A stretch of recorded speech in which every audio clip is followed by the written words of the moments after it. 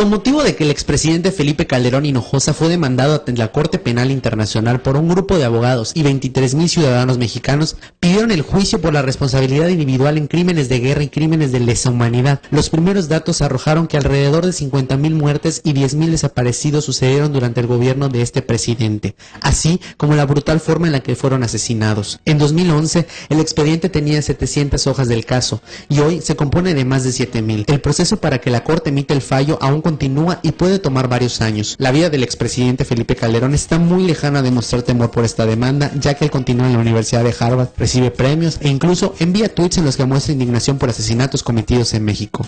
¿Pero en qué consiste un crimen contra la humanidad, o mejor conocidos como crímenes de lesa humanidad? Estos se definen como las conductas que conocemos como asesinato, exterminio, deportación o desplazamiento forzoso, tortura, violación, prostitución forzada, esterilización forzada y encarcelación o persecución por motivos políticos, religiosos, ideológicos, raciales, étnicos o de orientación sexual u otros definidos expresamente, desaparición forzada, secuestro o cualquier acto inhumano que cause grave sufrimiento o atente contra la salud mental o física de quien lo sufre, siempre y cuando este tipo de actos se lleven a cabo contra una población civil y con conocimiento de dicho ataque.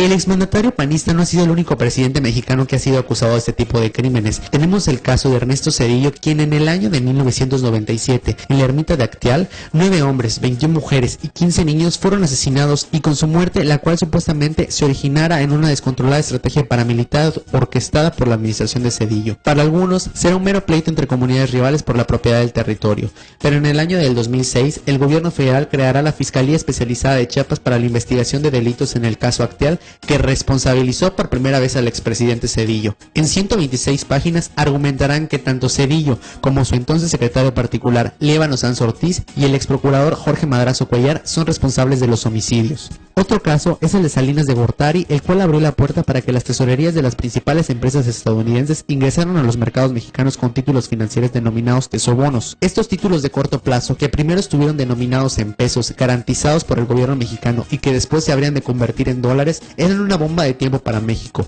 pero un negocio redondo para los inversionistas. La economía era delicada, la decisión final era devaluar el peso, a lo que México la pagaría muy caro. Podría hacer frente a sus obligaciones por tesobonos gracias al paquete de rescate de más de 50,000 millones de dólares del Tesoro de Estados Unidos y el Fondo Monetario Internacional y varios bancos centrales, en su mayoría a través del Bank for International Settlements. Luis Echeverría Álvarez puso en marcha, según informes que alberga la Procuraduría General de la República, lo que después llamó la Guerra Sucia.